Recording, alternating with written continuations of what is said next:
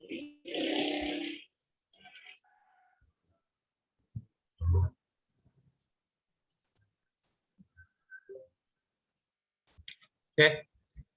saya mulai presentasinya. Assalamualaikum warahmatullahi wabarakatuh. Waalaikumsalam warahmatullahi wabarakatuh. Pada pertemuan kali ini, kami dari kelompok 7 akan mempresentasikan tentang desain dan produksi asesmen TOL pembelajaran PAI yang beranggotakan saya sendiri, Abdul Mustaqim, yang kedua adalah Bu Marwa, dan yang ketiga adalah Bu Surya. Yang pertama, dalam presentasi kali ini, itu ada namanya rumusan masalah dalam makalah kita ini. Yang pertama adalah tentang bagaimana desain penilaian pembelajaran PAI. Yang kedua, bagaimana produk penilaian pembelajaran PAI. Dan yang ketiga, bagaimana alat penilaian pembelajaran PAI.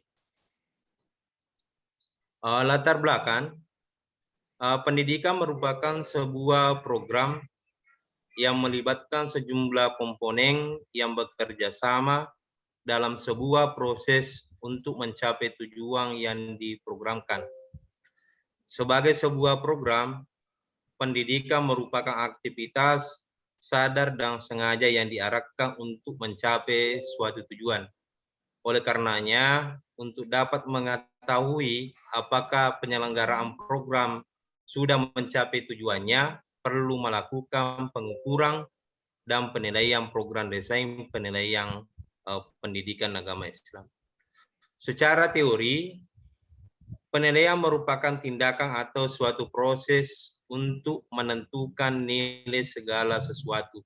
Penilaian atau asesmen berbeda dengan pengukuran atau measurement, karena pengukuran lebih bersifat kuantitatif, bahkan pengukuran merupakan alat untuk melakukan penilaian. Kegiatan penilaian dilakukan untuk memperoleh, menganalisis, dan menafsirkan data tentang proses dan hasil belajar peserta didik yang dilakukan secara sistematis dan berkesinambungan, sehingga menjadi informasi yang bermakna dalam pengambilan keputusan. Data hasil penilaian sangat bermanfaat bagi guru maupun bagi siswa. Oleh karena itu, perlu dicatat secara teratur mengenai kemajuan siswa sehingga guru dapat memahami para siswa, terutama prestasi dan kemampuan yang dimilikinya.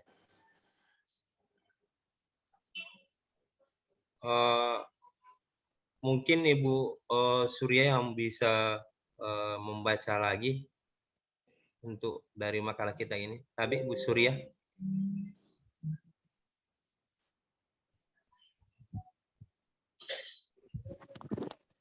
Ya, baik. Bismillahirrahmanirrahim. Langsung saja.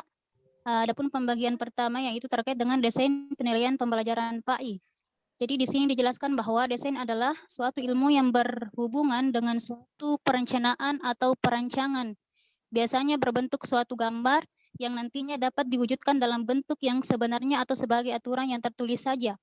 Pendapat ini sejalan dengan pendapat Dedi Nur Hidayat, Nur Hadis yang menyatakan bahwa desain adalah perencanaan untuk mewujudkan suatu gagasan. Hal yang berbeda dijelaskan oleh Jenner Simarmata, desain adalah proses untuk merancang aplikasi hingga menjadi sesuai dengan kebutuhan. Kemudian penilaian atau asesmen merupakan kegiatan yang dilakukan oleh guru untuk memperoleh informasi secara objektif dan menyeluruh tentang proses dan hasil belajar yang dicapai oleh peserta didik. Kemudian hasilnya digunakan sebagai dasar untuk menentukan langkah selanjutnya yang akan diambil dalam proses penilaian. Dalam penilaian, tidak hanya untuk mencapai target sesaat dan satu aspek saja, melainkan menyeluruh dan mencakup aspek kognitif, efektif, dan psikomotorik. Dan juga dijelaskan dalam Peraturan Pemerintah Republik Indonesia Nomor 19 2005 tentang Standar Nasional Pendidikan dalam bab 1 tentang ketentuan umum pasal 1 ayat 17 dikemukakan penilaian adalah proses pengumpulan dan pengelolaan informasi untuk mengukur pencapaian hasil belajar peserta didik. Selanjutnya terkait dengan penilaian produk atau produk assessment. Penilaian produk adalah penilaian terhadap keterampilan siswa dalam membuat suatu produk benda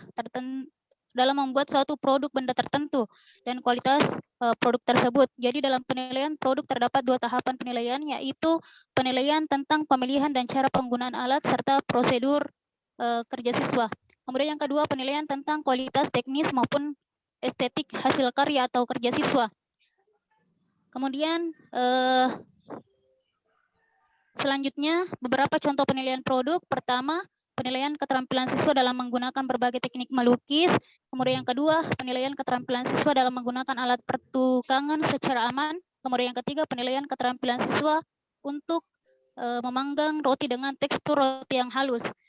Dalam membuat suatu hasil kerja ada 3 tahapan yang harus dilalui siswa, yaitu tahap perencanaan atau perancangan, tahap produksi, dan tahap akhir. Kemudian meskipun terdiri atas beberapa tahap yang berbeda, tetapi semua tahap itu merupakan suatu proses yang padu.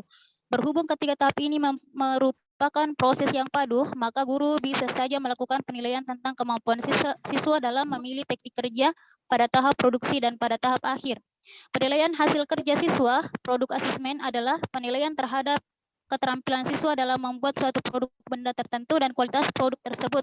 Jadi dalam penilaian hasil kerja siswa terdapat 2 tahapan penilaian, yaitu penilaian tentang pemilihan dan cara penggunaan alat serta prosedur kerja siswa. Kemudian yang kedua, penilaian tentang kualitas teknis maupun estetik hasil karya atau kerja siswa. Selanjutnya yang ketiga adalah alat penilaian atau assessment tools. Instrumen penilaian yang bermutu dapat membantu pendidik meningkatkan pembelajaran dan memberikan informasi dengan tepat tentang peserta didik mana yang belum atau sudah mencapai kompetensi. Salah satu ciri instrumen penilaian yang bermutu adalah bahwa instrumen itu dapat membedakan setiap kemampuan peserta didik. Semakin tinggi kemampuan peserta didik dalam memahami materi pembelajaran, maka semakin tinggi pula peluang menjawab benar soal atau mencapai kompetensi yang ditetapkan dalam kebalikannya. Syarat instrumen penilaian yang bermutu adalah bahwa instrumen harus sahih, valid, dan handal. Valid maksudnya betul-betul mengukur apa yang hendak diukur secara tepat. Alat ukur hanya mengukur satu dimensi atau aspek tertentu saja. Instrumen pendidikan agama Islam hanya mengukur materi pembelajaran agama Islam, bukan mengukur keterampilan materi yang lain. Kemudian bagian selanjutnya, jenis-jenis model desain pembelajaran yang berorientasi pada produk. Pertama, produk oriented atau model Hanafin and Peck. Model Hanafin dan Peck ialah model desain pengajaran yang terdiri daripada 3 fase, yaitu fase analisis kebutuhan, fase desain, dan fase pengembangan atau implementasi. Dalam model ini, penilaian dan pengulangan perlu dijalankan dalam setiap fase. Model ini adalah model desain pembelajaran berorientasi produk. Kemudian yang kedua, model Berman dan Moore. Berman dan Moore mempublikasikan sebuah model yang khusus ditujukan untuk membimbing dan mengelola produksi produk dari multimedia interaktif. Setiap kegiatan menentukan masukan, penyampaian atau output, dan strategi evaluasi. Output dari setiap kegiatan di sini memberikan masukan untuk kegiatan berikutnya. Kemudian sebagai kesimpulan, ya saya kembalikan dulu kepada host. Oh iya.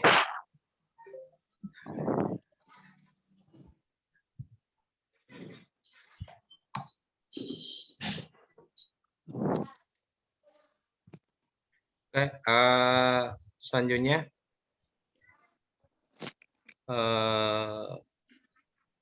terima kasih kepada Ibu Surya. Selanjutnya kami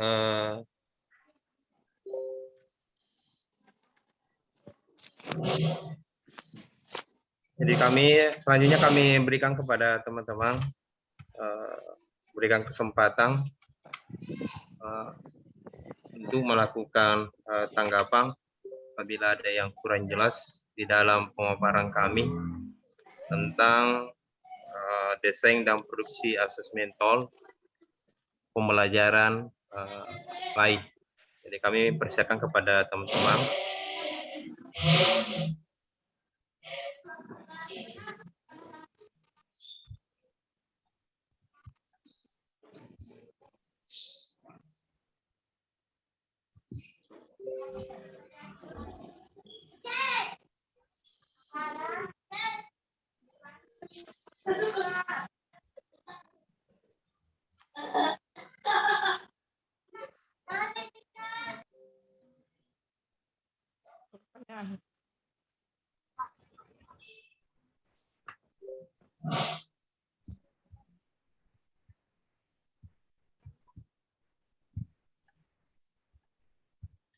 Jadi kami persilakan kalau kami memang ada yang kurang. Pak Herman. Itu ingin diperjelas. Pak Herman. Iya, silakan Pak Herman. Persilakan. Ya, terima kasih atas kesempatan yang diberikan. Menarik materi pada sore hari ini tentang assessment tool, ya, yang biasa kita kenal dengan istilah penilaian. Penilaian. Nah, kalau kita mengamati wacana pendidikan sekarang ini, sudah ada namanya asesmen nasional yang notabene-nya sebagai pengganti ujian nasional. Tentunya ini merupakan suatu standar nasional yang mungkin ingin melihat bagaimana standar kompetensi peserta didik secara nasional. Nah, mungkin di sini yang menjadi pertanyaan saya, kira-kira apakah layak atau pantas dikatakan ini sebagai standar mutu pendidikan di Indonesia pada umumnya, sedangkan kalau kita melihat di soal asesmen nasional itu kebanyakan dia menggunakan soal pilihan ganda. Nah, menurut saya kalau soalnya pilihan ganda itu kan tidak masuk penilaian otentik. Kenapa tidak otentik? Karena dia tidak melalui pengamatan proses dan sebagainya sehingga menimbulkan hasil yang seharusnya itulah hasil yang valid. Nah, kalau misalnya penilaiannya hanya pilihan ganda itu kan ada namanya kebetulan betul atau kebetulan salah, kebetulan benar dan sebagainya. Nah, bagaimana kira-kira menurut pengamatan kelompok berapa ini tentang konsep penilaian otentik itu dengan asesmen nasional yang sekarang ini diterapkan oleh pemerintah? Terima kasih.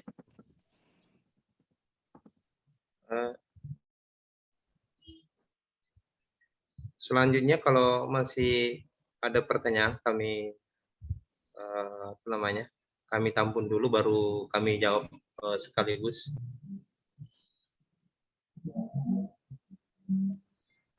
Saya Pak. Ya.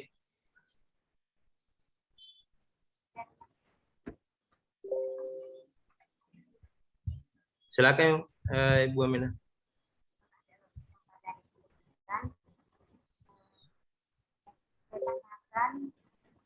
Ini materi terkait dengan desain dan produksi penilaian. Kita mungkin berbicara tentang kondisi sekarang ya, ketika seorang guru itu melakukan penilaian khususnya di tingkatan sekolah, mungkin berbeda kalau mahasiswa. Kalau kita di sekolah itu memang kan sudah ada aplikasi yang disediakan untuk melakukan penilaian seperti yang kita lihat hari ini, dan itu ribet sekali ya. Mungkin kalau dimintai pendapat dari semua guru ya, hampir semua mengatakan bahwa penilaian yang ada di atau desain penilaian yang ada di K13 itu memang agak ribet, dan itu pun terkadang tidak sesuai dengan hasil yang diinginkan. Terkadang kan kita punya pemikiran bahwa oh segini nanti keluar nilainya, tapi karena desain itu mungkin terlalu ribet, akhirnya kan nilai juga tidak sesuai dengan apa yang diharapkan.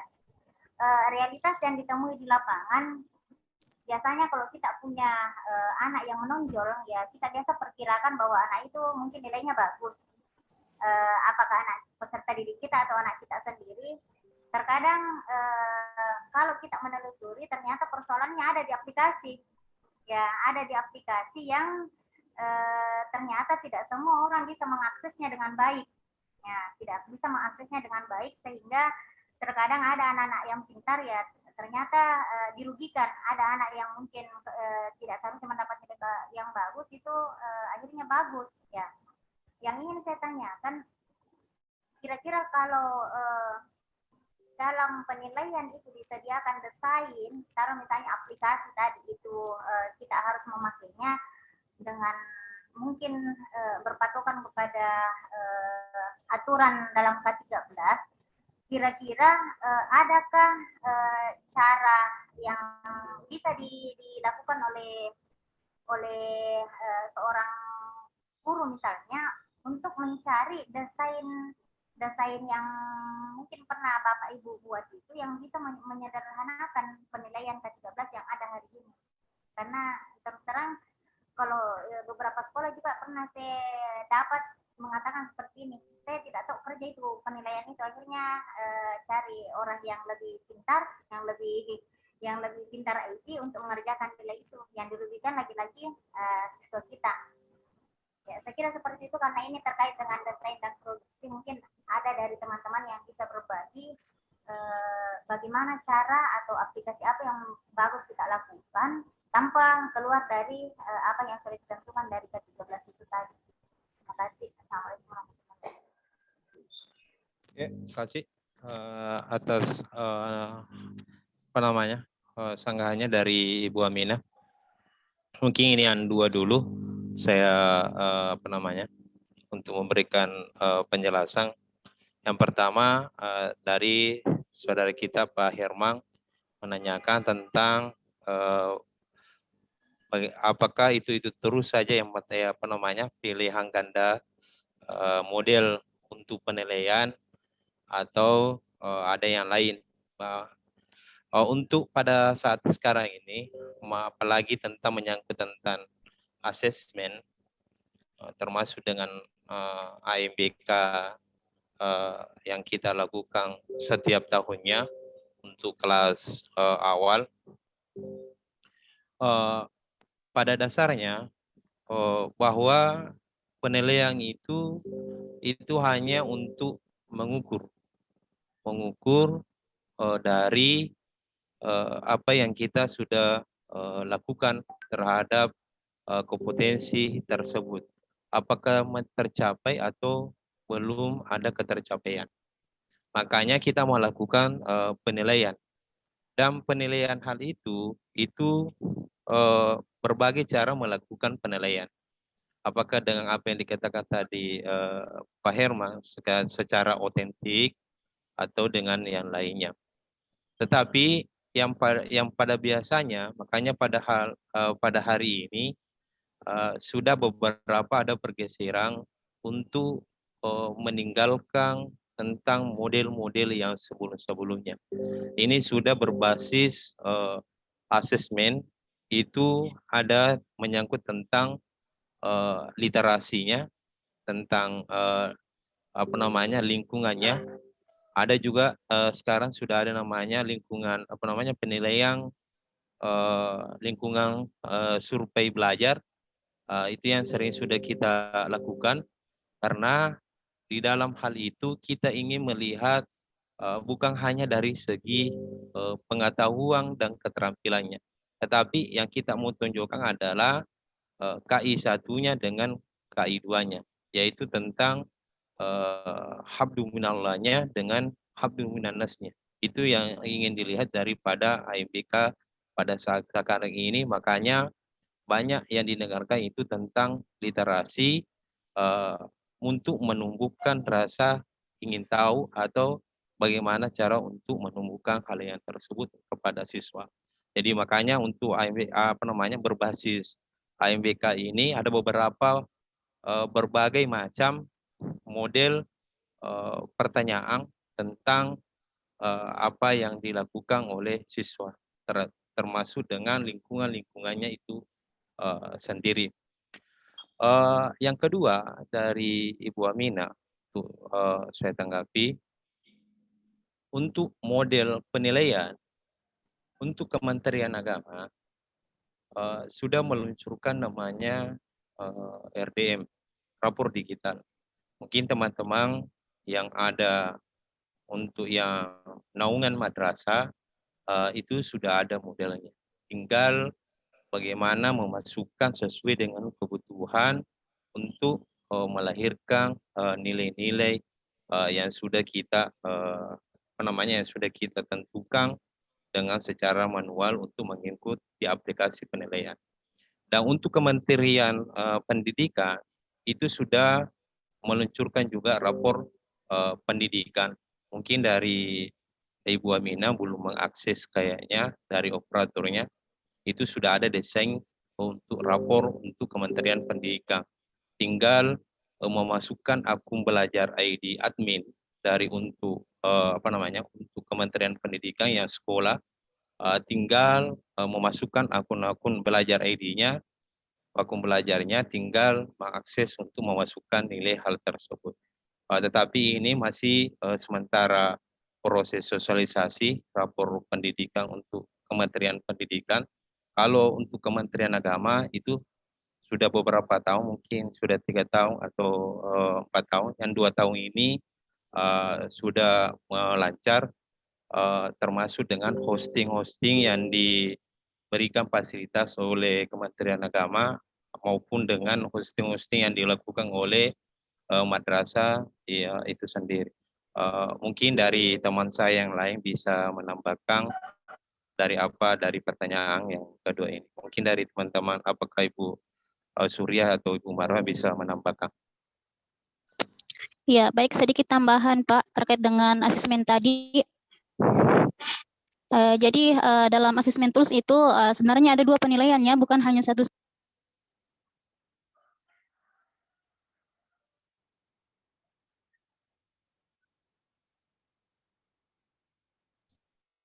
Unmute, Bu.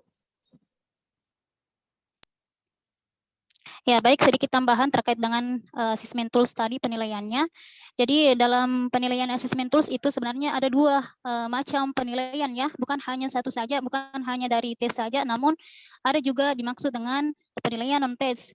Jadi baik secara tes maupun non-tes di sini yang dimaksud dalam penilaian alat penilaian tersebut. Jadi keduanya itu dapat digunakan untuk mendapatkan informasi atau data-data penilaian tentang subjek yang dinilai secara berhasil ketika dipakai secara tepat. Artinya apa? Artinya ketika kita harus dapat menentukan kapan mempergunakan tesnya dan kapan mempergunakan non-tesnya itu. Jadi pemilihannya tergantung dari kita bagaimana bagaimana pemakaiannya terhadap penilaian tersebut.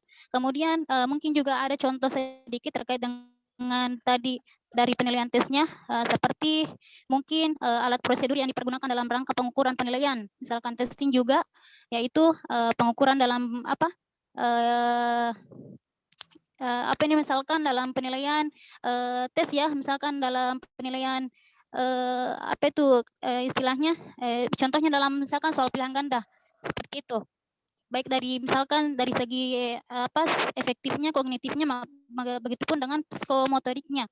Nah, kemudian contoh untuk penilaian non tesnya, jadi skala bertingkatnya itu dinamakan sebagai rating scale, questionnaire, atau misalkan contohnya seperti penilaian dalam hal wawancara atau interview, kemudian pengamatan atau observation, dan lainnya. Oke, saya kira itu tambahan dari saya. Sekian.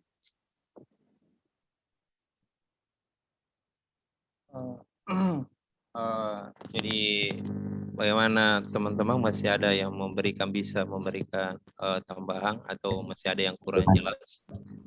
Pak, saya tambahkan sedikit. Oh iya, silakan Pak Herman. Ya, sebetulnya oke lah. Itu sebetulnya masalah tools assessment, model penilaian itu sebetulnya banyak macamnya. Tapi sebetulnya saya curhat sekarang, saya sebetulnya mengkritik pemerintah. Ya, apakah tidak ada model penilaian yang lain selain pilihan ganda itu? Banyak aplikasi yang diterjunkan oleh pemerintah, UMBK sistemnya pilihan ganda, asesmen pilihan ganda, ujian CP juga pilihan ganda, dan sebagainya. Ini kan kita sudah tahu bahwa penilaian ini sebetulnya tidak otentik. Maksudnya tidak otentik, dia tidak melalui proses-proses yang harusnya dilalui sebagai untuk menghasilkan. Artinya kan banyak contoh tahun-tahun yang lalu masih maraknya ujian nasional, ada siswa yang pintar. Dia pintar, tapi kenapa tidak lulus? Nah, ini kan sebetulnya tidak fair. Kenapa? Karena sistem asesmen evaluasi penilaiannya itu tidak bagus. Ada siswa yang bodoh, nilainya paling tinggi. Nah, ini sebetulnya yang harus dirombak oleh pemerintah kita sekarang supaya betul-betul evaluasi masalah asesmen atau penilaian dan pengukuran ini lebih bagus supaya tidak ada kecenderungan seperti itu, tidak terjadi hal-hal seperti itu. Jadi seperti yang sekarang ini masalah asesmen nasional, ada juga asesmen guru dan sebagainya. Ini kan kalau saya pribadi sebetulnya ini tidak bisa dijadikan tolak ukur sebagai bagaimana caranya mengukur kompetensi siswa, kompetensi guru seluruh Indonesia. Kenapa? Karena memang model penilaiannya seperti itu, Pak. Terima kasih. Ini cuma tambahan. Kasih banyak Pak Salman. Mungkin saya mengingatkan juga sebelumnya bahwa ini asesmen yang dilakukan oleh pemerintah sudah dirubah. Sebelum-sebelumnya itu adalah UN, masih ditentukan dari pihak pemerintah. Sekarang ini sejak ditinggalkan namanya UN dengan ANBK pun juga sudah diberikan keleluasan kepada sekolah. Untuk ANBK dengan asesmen ini itu sudah dilakukan namanya hanya sebagai alat untuk pemetaan, termasuk dengan kemarin ini artinya sebagai contoh lah, kami juga diakreditasi kemarin dicari itu rapor untuk ANBK, guru-gurunya itu melakukan namanya survei lingkungan belajar.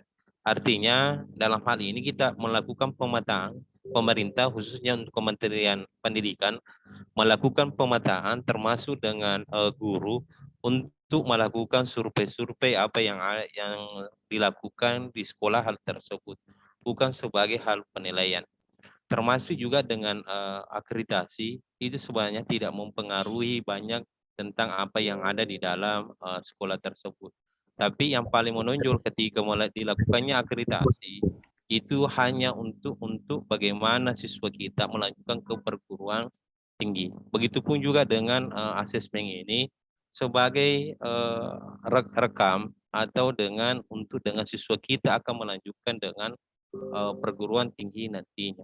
Sebagai dasar hal kita untuk melakukan namanya asesmen. Begitupun dilakukan oleh Kementerian Pendidikan. Kira seperti begitu. Mungkin daripada teman-teman masih ada yang kurang atau ingin menambahkan atau mau di-share tentang penilaian belajar atau dengan adanya desain-desain penilaian tersebut. Kami persilakan kepada teman-teman.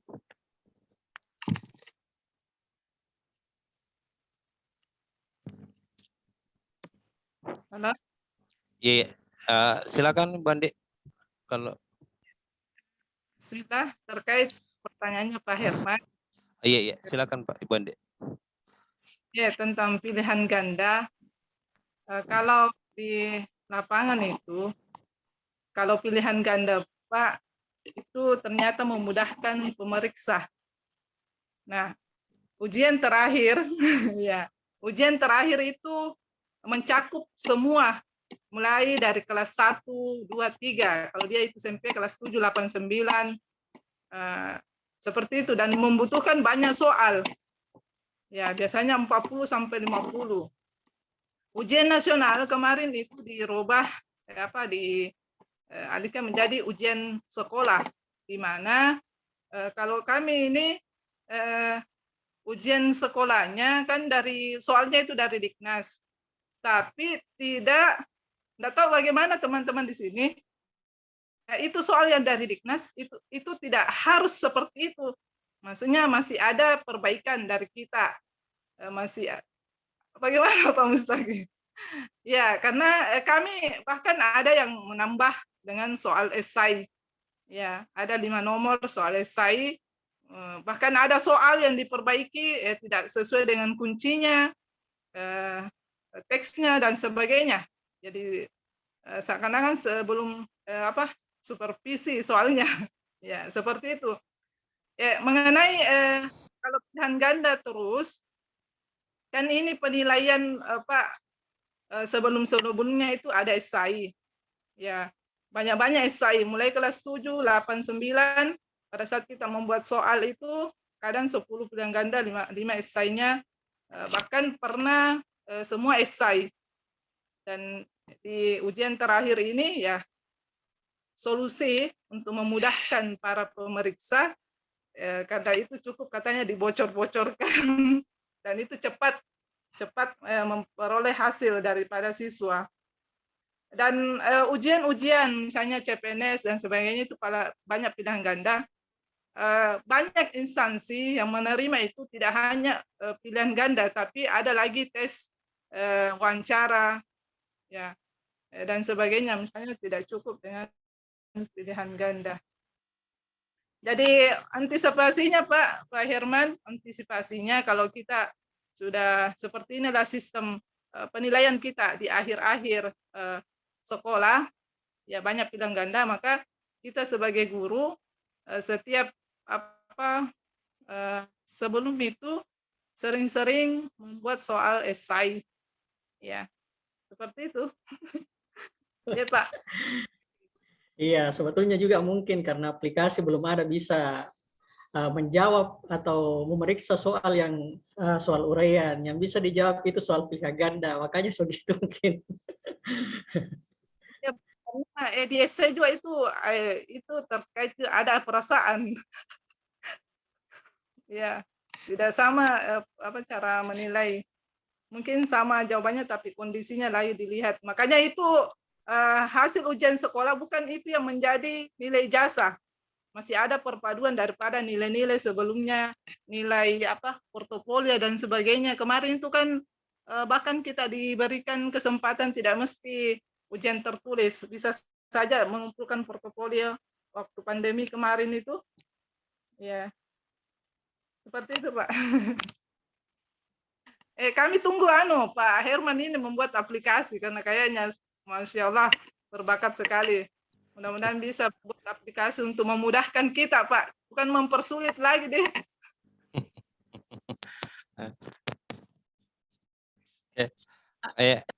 Tapi Pak, sedikit. Iya, silakan Bonus. Sesuai dengan pengalaman kemarin tentang asesmen, terus terang di sekolah kami kemarin itu diadakan namanya AKMI dan ANBK. Dalam asesmen itu ada aplikasi, bukan cuman multiple choice, tapi ada juga aplikasi dicampur dengan esai. Dan di situ bisa terbaca. Ada penilaiannya itu bermacam-macam. Ada namanya literasi membaca, ada pengetahuan, ada sikap. Di situ dibaca semua aplikasi. Itu pengalaman kami kemarin tentang aplikasi AKMI dan ANBK. Ya, itu Pak. Ya, kasih banyak Bonus. Saya juga ada untuk masalah aplikasi uraian dengan esai. Kebanyakan itu kami lihat termasuk dengan ketika mau mencocokkan dengan apalagi penggunaan aplikasi itu harus ada kunci, harus kunci itu sama betul kata-katanya dengan spasinya. Ketika memang itu adalah berbasis tipe soalnya itu dengan uraian dengan esai. Yang paling banyak itu adalah benar, salah atau true false. Biasa digunakan hal itu. Begitu juga apa yang dikatakan tadi Ibu Nusriani tentang menanyakan ke literasi, yang pada intinya itu ketika uraian dengan esai itu kadang banyak menanyakan tentang karakter siswa tersebut, apa-apa yang dilakukan ketika di sekolah maupun di rumahnya. Sekira seperti itu. Kalau masih ada teman-teman yang ingin menambahkan atau ada yang kurang jelas di dalam pemaparan presentase kami, sebelum kami berikan kepada Pak Dokter. Ya, mungkin saya tambahkan sedikit lagi, Pak. Sedikit barangkali juga silakan. Pak Hakim. Silakan Pak Ustaz Faris. Ya, terima kasih. Saya hanya untuk mengacu pada materi kita pada sore ini, diskusi kita. Kalaupun misalnya masalah sorotan-sorotan teman-teman tentang kemarin ujian akhir dan lain sebagainya, saya pikir itu sudah diantisipasi oleh suara-suara yang tentunya melihat dari pengalaman pahit kemarin, sehingga sekarang ini saya pikir sudah stabil tentang penilaian-penilaian tentang akhir ujian anak-anak kita. Jadi sekarang kan kita sudah diberikan keluasan kepada madrasah itu sendiri untuk menilai anak-anak itu apakah lulus atau tidak lulus. Itu kan tergantung dari kesepakatan madrasah itu sendiri. Cuman titik beratnya sekarang ini yang kita diskusikan adalah masalah asesmen atau penilaian tools itu sendiri. Nah, untuk menilai secara akurat terhadap kerja-kerja siswa, yang tentunya kita mesti mendeteksi tingkat capaian selama ini yang kita ajarkan kepada siswa. Karena tentunya kita sendiri yang berinteraksi antara guru pendidik dan siswa itu tentunya kita sendiri yang mampu untuk menilai. Nah, pertanyaannya, apakah penilaian atau asesmen yang kita diskusikan atau kita tampilkan untuk sore ini itu mestikan tentu mungkin ada kekurangannya atau ada kelebihan dari apa yang kita diskusikan pada hari ini. Jadi pertanyaannya itu saja, apakah ada tingkat, bisa barangkali diungkapkan tingkat kekurangan dari penilaian yang kita sampaikan itu, atau sejauh mana keberhasilannya supaya kita bisa dengan cermat betul-betul menilai anak-anak sesuai dengan kinerjanya. Seperti itu barangkali dari saya. Terima kasih.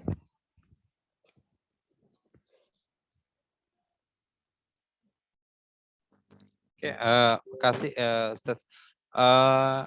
Saya mau memperjelas dulu mungkin satu Aris, yang maksudnya apakah ini model model penilaiannya atau tata cara penilaiannya Iya, atau hasil dari model penilaiannya penilaian saja, ya, model penilaiannya aja. Apakah misalnya sudah mendekati kesempurnaan atau sudah sempurna lah dalam menilai siswa itu sendiri. Kasih. Ya.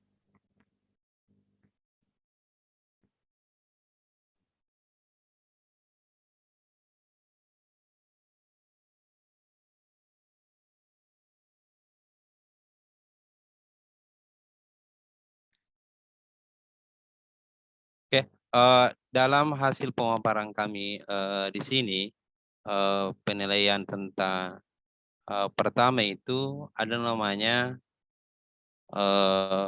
penilaian produk.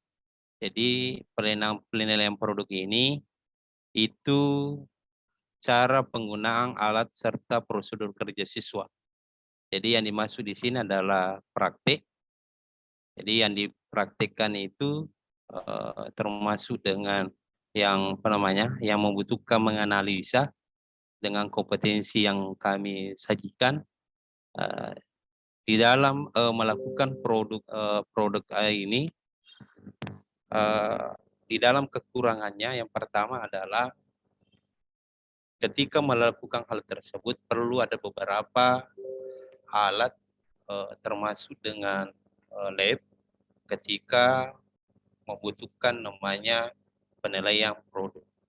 Itu termasuk juga dengan ketika menggunakan praktik, termasuk dengan penyembelihan, itu menggunakan ada beberapa bahan, termasuk dengan yang mau disembelih, apakah itu sapi, kerbau, itu perlu bahan untuk praktik tersebut.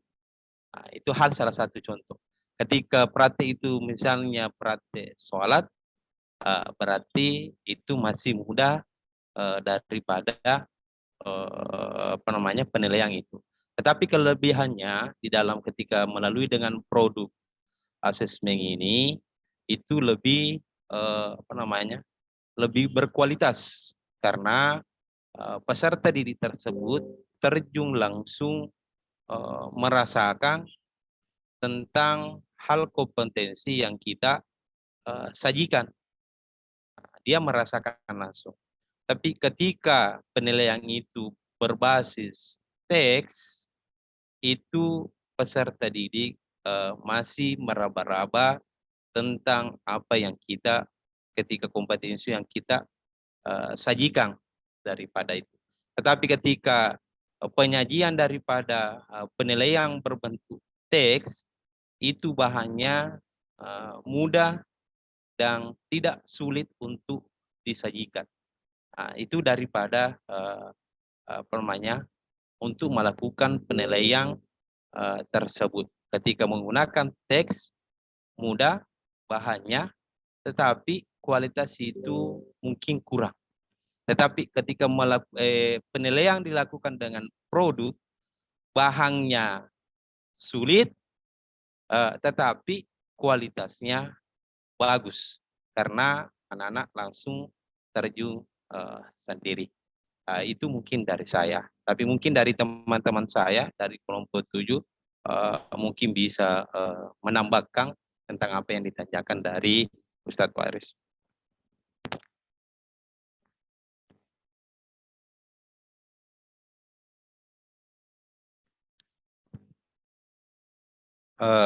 Tabe atau dari teman-teman yang ingin menambahkan tentang dari pertanyaan Ustadz Waris atau bagaimana Ustadz?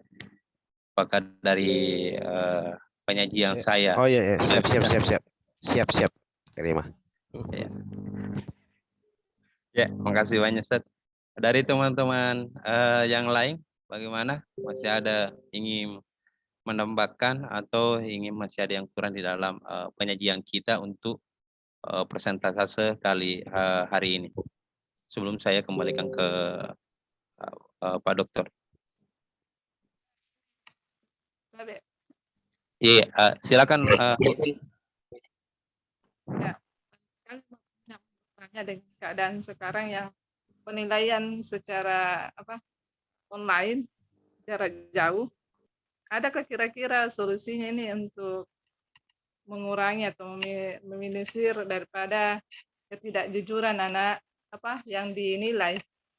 Karena kan yang online ini banyak peluang-peluangnya membuka di internet atau bertanya di aplikasi yang lain. Kalau kita Zoom juga masih banyak teknik mereka siasati itu. Zoom dinilai begini Zoom, tapi masih bisa melihat, menyontek. Ada solusinya? Begini Bu, makanya itu sekarang itu kita sudah berbasis dengan asesmen, dan asesmen ini sudah kita tahu karakter anak-anak dengan penyajian kompetensi, termasuk dengan literasinya, lingkungan belajarnya, dengan kompetensi yang sudah kita sajikan dengan model-model, termasuk dengan model true, false, setuju atau tidak. Ketika akidah akhlak itu atau fikih, apakah setuju atau tidak. Itu sudah kita bisa menilai karakter ini dan karakter daripada kejujuran siswa itu. Karena sekarang kita sudah diarahkan ke sana Bu, supaya anak-anak itu menjawab secara jujur dengan penyajian yang kita sajikan. Seperti itu. Kalau model misalnya esai atau dengan multiple choice, itu bisa belum bisa ke kita yakini. Tapi sekarang beberapa sudah workshop atau beberapa sudah pelatihan untuk bagaimana menyajikan pertanyaan-pertanyaan itu dengan secara jujur. Sekira seperti begitu Bu Ande. Ya, bagus sekali itu Pak. Jadi kita ubah metodenya, ubah isi soalnya sehingga membuka cakrawala dia bisa mengeluarkan pendapatnya sendiri. Ya, Bagus sekali Pak. Iya, Makasih Pak. iya, iya, makasih. Mungkin untuk lebih efisiennya waktu, karena kita ini sudah mulai tadi jam 2 sampai sekarang diskusi terus. Untuk lebih efisiennya waktu, mungkin kami persilakan Pak Dokter, kami persilakan dengan hormat.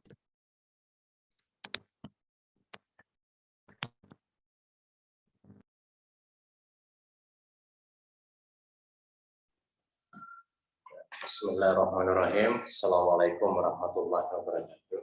Waalaikumsalam warahmatullahi wabarakatuh. Hamdan wa syukran, asyhadu an la ilaha illallah, asyhadu anna Muhammadan abduhu wa rasuluh. Bapak dan Ibu yang kami hormati, hari ini satu tema yang sangat menarik untuk kita diskusikan karena bagian dari komponen pembelajaran itu sendiri. Yang mana komponen pembelajaran ini, yakni evaluasi atau asesmen, inilah yang menjadi kata kunci untuk melihat, menilai, atau untuk mengetahui apakah pembelajaran yang telah kita lakukan berhasil atau tidak. Berbagai tadi masukan-masukan bahkan ikut memperkaya hazanah di bidang asesmen ini.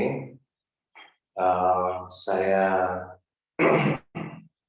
ikut memberikan sedikit catatan.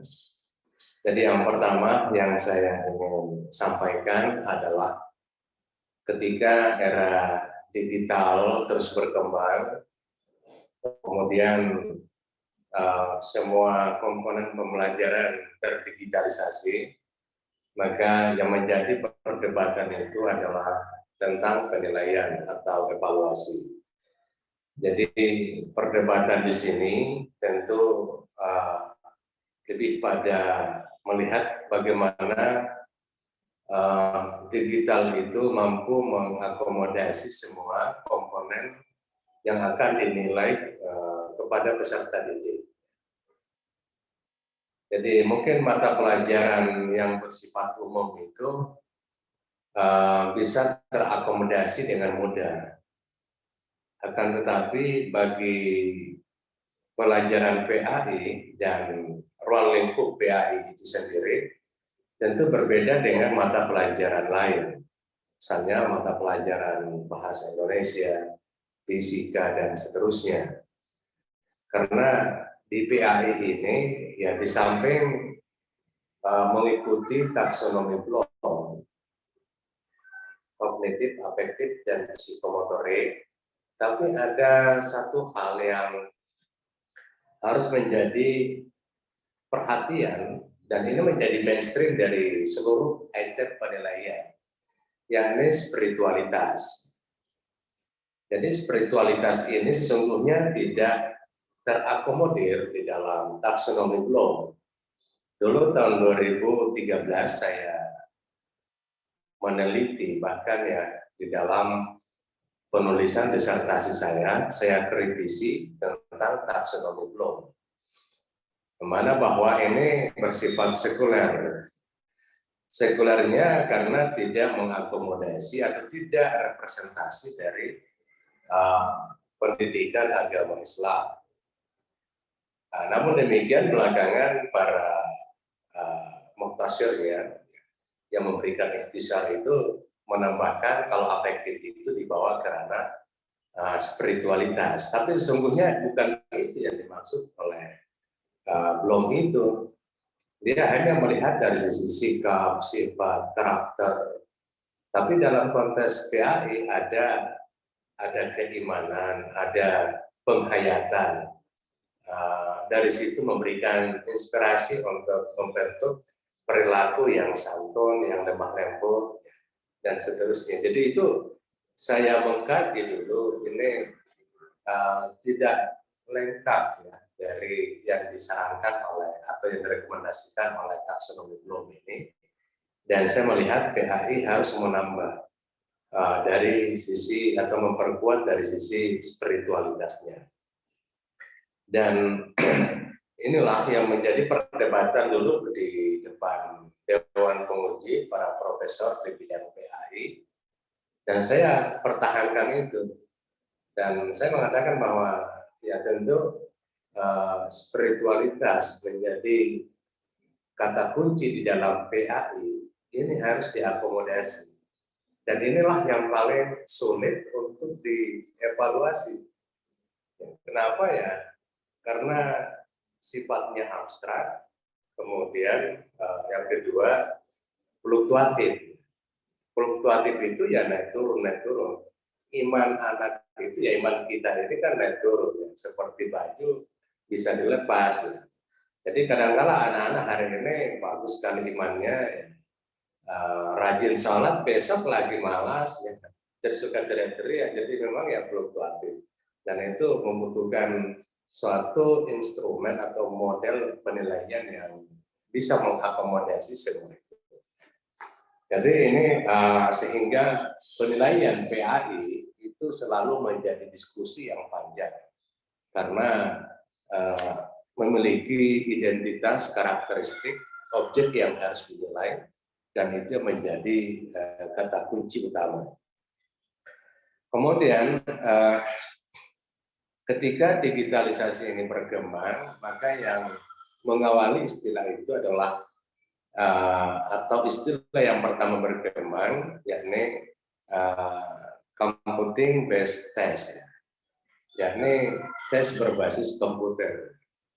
Jadi tes berbasis komputer ini bagaimana memanfaatkan komputer itu sebagai bagian dari proses dalam penilaian, sehingga berkembanglah berbagai macam aplikasi dan bahkan menjadi sebuah platform penilaian.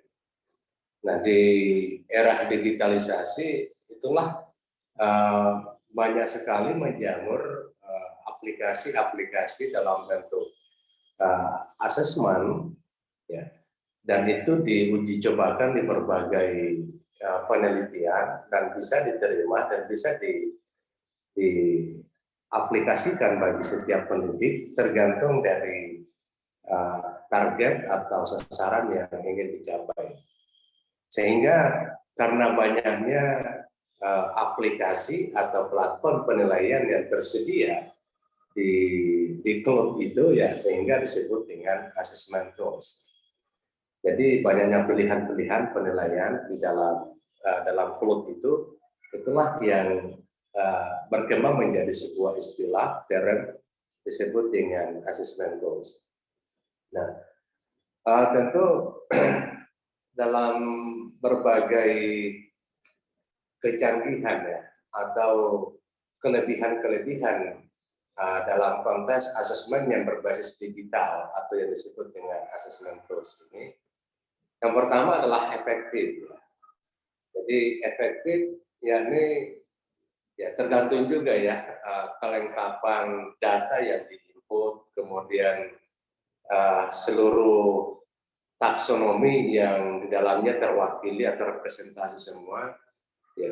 Jadi itu benar-benar efektif dan efisien. Jadi tidak menguras waktu, tenaga, pikirannya. Kalau tadi pertanyaan atau tanggapan terakhir itu ya tentang waktu agar anak-anak tidak menyontek. Ya. Kemarin ketika dalam sebuah bedah tentang asesmen polisi itu, memang yang dia mainkan adalah waktu. Ya. Seperti halnya kalau kita ada tes online, ya. Kan waktu yang dimainkan. Ketika waktu dimainkan, tidak akan mungkin berpeluang untuk menyontek atau mencari Google, share di Google atau mencari Google. Nah, ada pengalaman menarik itu ya ketika kami dulu di S3 ada namanya ujian komprehensif. Ujian komprehensif itu ya pertama memang tidak menggunakan komputer ya, atau sistem digital, tapi kita diawasi menggunakan CCTV. Pesertanya ini tidak khilaf kalau kita diawasi CCTV, sehingga dia dengan enjoy, santai, membuka buku catatan. Sedangkan panitia sudah melihat, oh ternyata ada peserta. Ketika selesai 1-2 hari setelah kegiatan tes itu ya, yang teman ini bersangkutan pokoknya percaya dirilah dia akan lulus gitu. Karena mampu menjawab semua soal. Meskipun itu ya perhatiannya kan di lapangan semua hasil nyontekan itu. Dan tentunya di pengumuman tidak apa ya, yang membuat kecewa juga ya, karena di situ bagian dari kelompok yang tidak lulus. Akhirnya dia marah, tersinggung, ya, kecewa, bahkan malu ya karena kita di situ berkerumun, dia termasuk tidak lulus. Jadi akhirnya dia pergi menggugat di panitia itu, sehingga panitia berterus terang, kalau ibu masih ya kebetulan ibu ya, kalau ibu tidak mau terima, kira-kira bisa ya dilihat dulu videonya, rekamannya di CCTV. Nah, kenapa ada rekaman? Ya artinya ya rekaman itulah yang menunjukkan bahwa ibu ini tidak mengerjakan soal yang tidak otentik, artinya menyontek. Akhirnya disitulah menyerah ya. Kalau begitu ternyata ya kita diawasi. Itu salah satu contoh ya, sehingga dalam konteks sekarang ketika menggunakan sistem online dalam tes perlu juga ada penggunaan kamera misalnya. Tapi yang sering digunakan di dalam asesmen tos itu ya, apalagi menggunakan pendekatan kuis macam-macam, itu lebih mengarah kepada waktu ya, penggunaan waktu. Jadi ketika dilempar soal langsung dijawab dengan menggunakan waktu sampai 10 detik itu, sehingga anak-anak itu betul-betul fokus ya. Dan segera tidak akan punya kesempatan untuk mencari atau menyontek dan seterusnya. Itu salah satunya. Kemudian kemarin juga ada diskusi panjang tentang evaluasi ini. Kira-kira bagaimana caranya supaya mahasiswa tidak menyontek dalam pembelajaran digital atau jarak jauh seperti ini. Jadi ada yang mengatakan, tidak apa-apa kalau menyontek. Mahasiswa atau siswa menyontek tidak apa-apa. Yang penting menyonteknya itu yang kreatif. Menyontek yang kreatif, misalnya dia melihat kata kunci, dia kembangkan sendiri. Nah, itu dia kembangkan sendiri, misalnya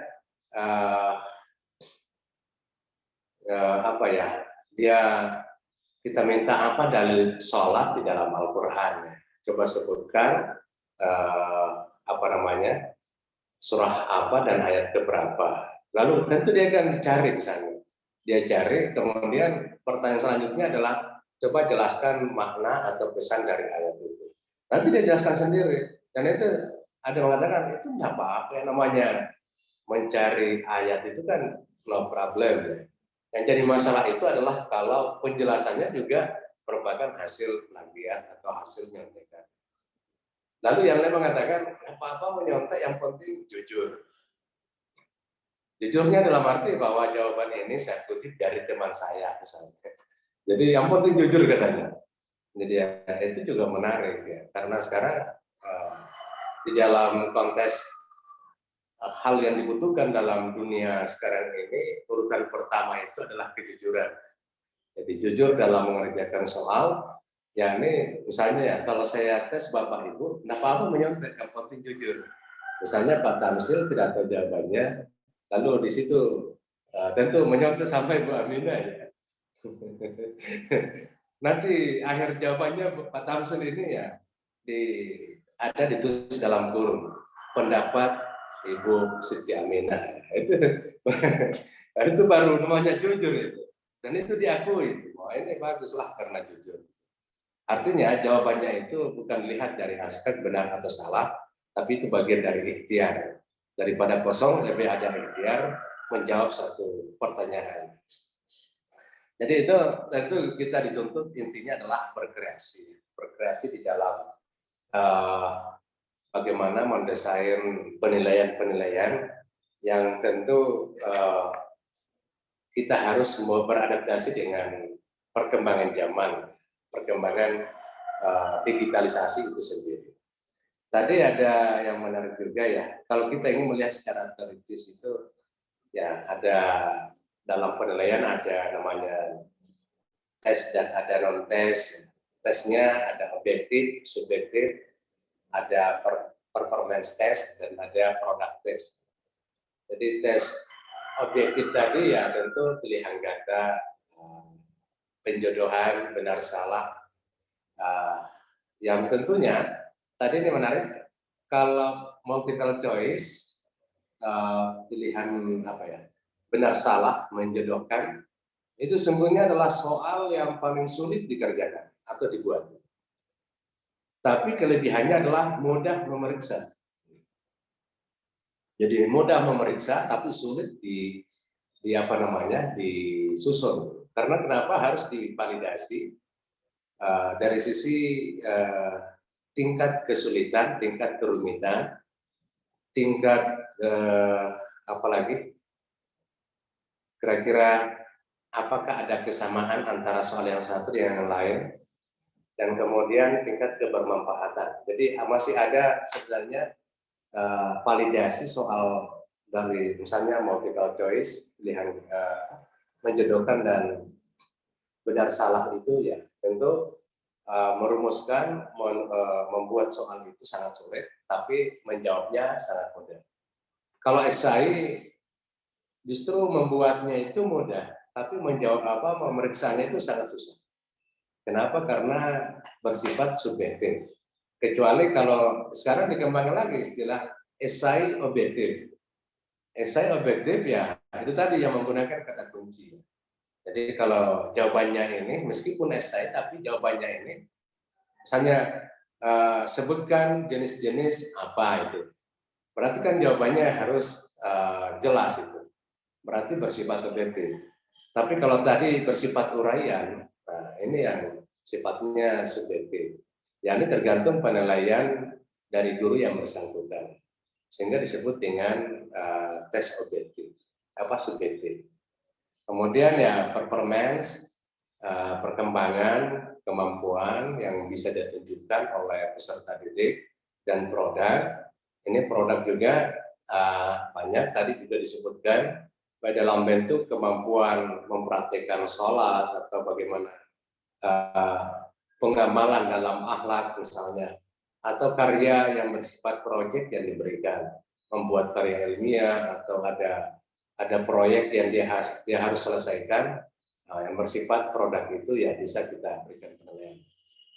Kemudian non tesnya ini ya tadi juga ini ya, ada yang bentuk kuesioner, angket, ada observasi, ada wawancara, ada dalam bentuk checklist, kemudian ada evaluasi diri.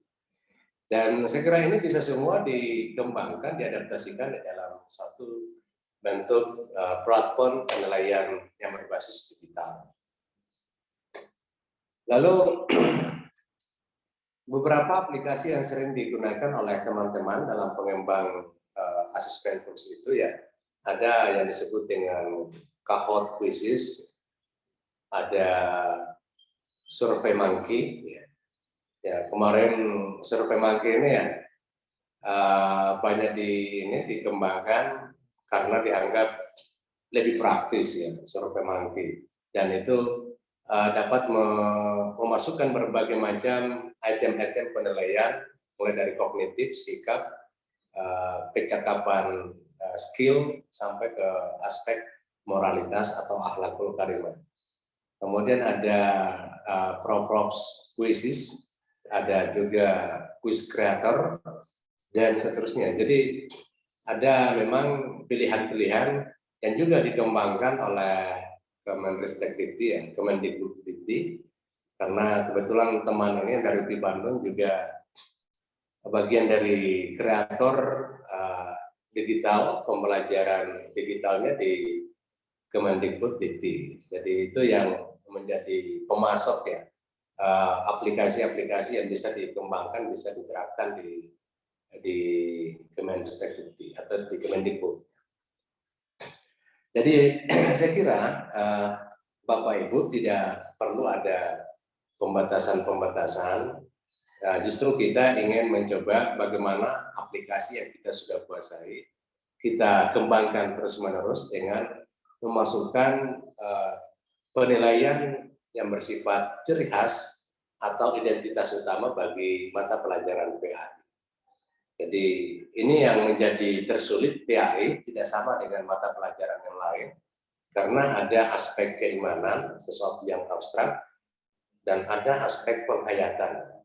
Jadi kira-kira bagaimana aspek keimanan dan penghayatan inilah diakomodasi masuk dalam aplikasi itu. Tentu misalnya dengan menampilkan atau memasukkan video atau rekaman-rekaman atau catatan-catatan yang bersifat rekam jejak perkembangan peserta didik itu sendiri. Jadi ya tentunya asesmen tools ini tidak nanti digunakan kalau mau dievaluasi akhir, tetapi tentu digunakan sejak dari awal kita berhadapan dengan peserta didik, memulai kegiatan pembelajaran dengan menginput semua data dan perkembangan jejak langkah sampai akhir pertemuan bagi peserta didik. Jadi situlah akan menjadi tempat bagaimana dokumentasi atau administrasi peserta didik dalam proses perkembangan belajarnya dalam satu periode tertentu. Jadi kira ini yang terkait dengan masalah assessment tools. Jadi sesungguhnya ya di momen pertama ini ya, atau sesi pertama ini, karena mata kuliah kita adalah desain dan produksi. Desain dan produksi. Jadi sejatinya ya di momentum yang kedua atau sesi yang kedua itu sudah lebih banyak memproduksi. Kita mendesain dalam 8 pertemuan ini dalam arti kita lebih banyak berdiskusi tentang konsep-konsep bagaimana sintaksisnya satu media digital yang kita kaji bersama, bagaimana prosedurnya, mekanismenya, dan seterusnya. Nanti pada sesi yang kedua itu lebih banyak memproduksi. Jadi itulah sesungguhnya ya mata kuliah ini. Andai kata ya misalnya saya di posisi di sesi yang kedua, maka tentu lebih banyak mengarah kepada melahirkan produk satu media yang telah dibahas sebelumnya, supaya ada hasil yang nyata yang kita lahirkan dari mata kuliah ini. Jadi kalau misalnya dan lagi wilayahnya kembali lagi berbicara tentang desain, ya kapan produksinya. Jadi karena ini bicara mata kuliah desain dan produksi, berarti di sini teori dan prakteknya.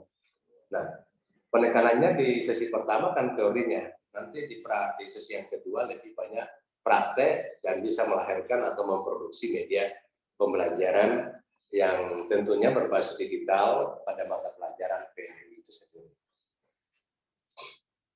Hal yang terakhir yang terkait dengan penilaian saya lupa tadi, Bapak Ibu, dari dulu secara pribadi saya tidak setuju dengan ujian nasional. Ya, alhamdulillah sekarang ya, meskipun masih ada tapi bukan menjadi penentu. Karena dalam filosofi pendidikan bahwa yang berhak memberikan penilaian itu adalah pendidiknya, yang berinteraksi langsung dengan peserta didik. Kenapa? Ya karena belajar itu adalah perubahan tingkah laku, bukan hanya aspek kognitifnya saja, tetapi di dalamnya ada psikomotorik, ada afektif, bahkan kalau di PAI ada namanya spiritualitas. Nah, jadi oleh karena itu, yang apabila ada tes yang bersifat nasional itu lebih mengarah kepada kognitif. Jadi sampai kemarin tes tentang penerimaan calon guru, saya pun juga tidak setuju. Calon guru itu bukan hanya untuk mampu menjawab tes secara online, tetapi bagaimana dia bisa betul-betul memiliki integritas kepribadian jadi guru, memiliki motivasi dan dedikasi menjadi guru.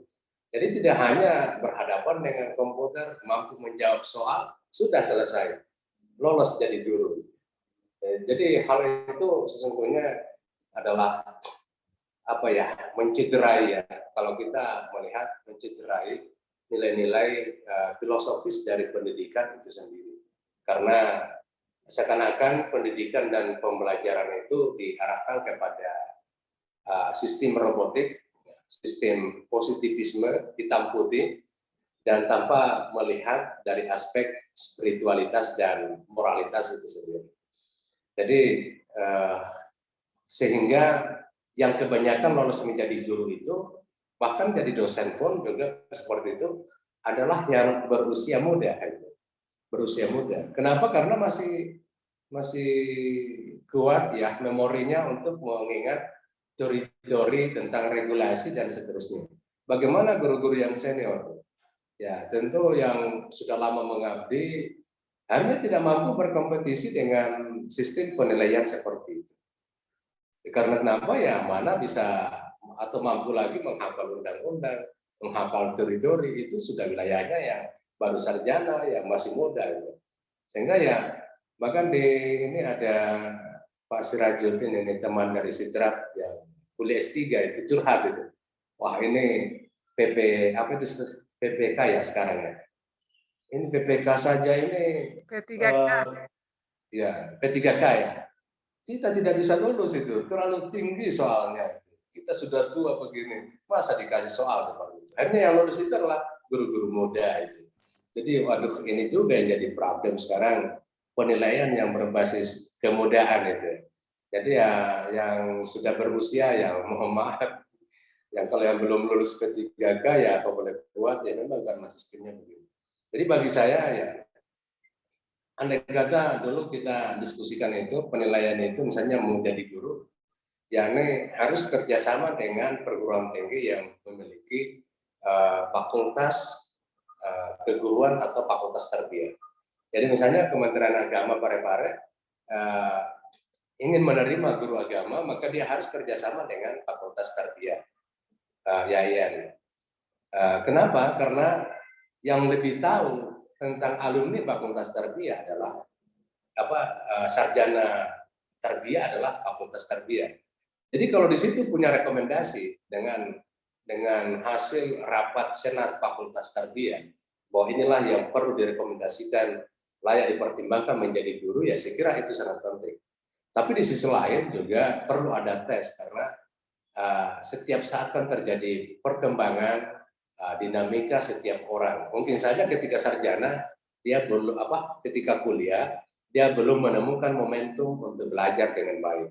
Tapi ketika sudah sarjana, berhadapan dengan dunia sosial, sudah berkeluarga, waduh, baru terbuka pikirannya. Ternyata kita harus belajar dengan baik. Nah, kadang-kadang disitulah mulai terjadi perubahan secara dramatis dalam dirinya, dan betul-betul dia baru mulai menyadari bahwa inilah sebenarnya tantangan dari seorang sarjana. Jadi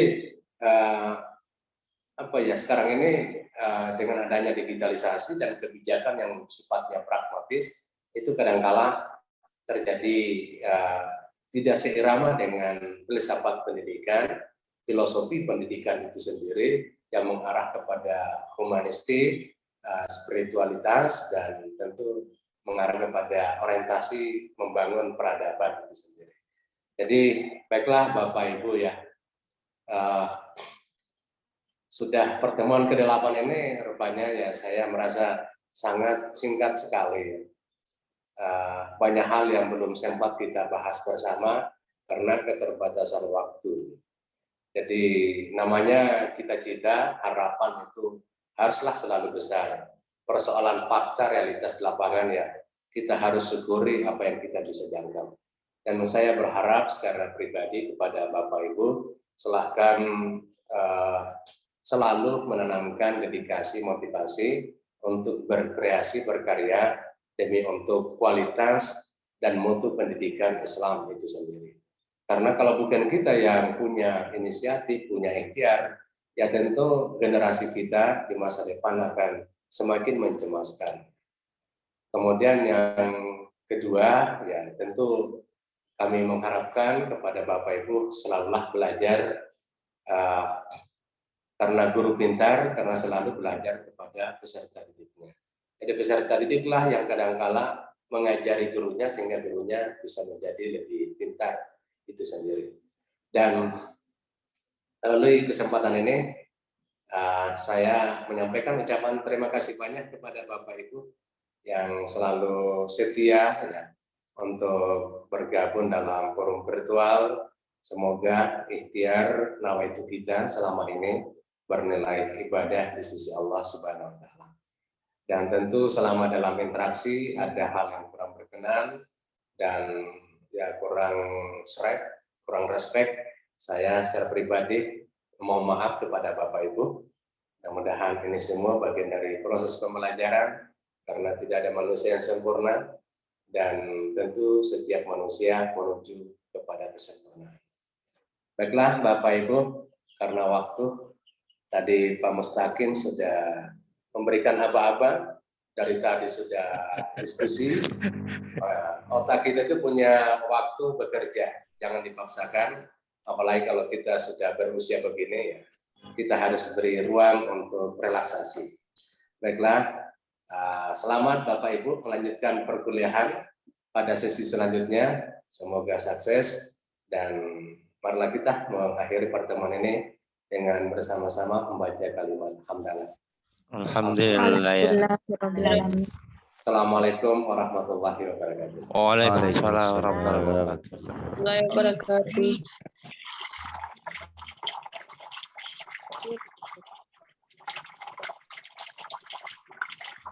Pamit Bapak Ibu ya. Oke. Kasih ilmunya Pak Dokter. Sama-sama. Terima kasih Ustaz Farid.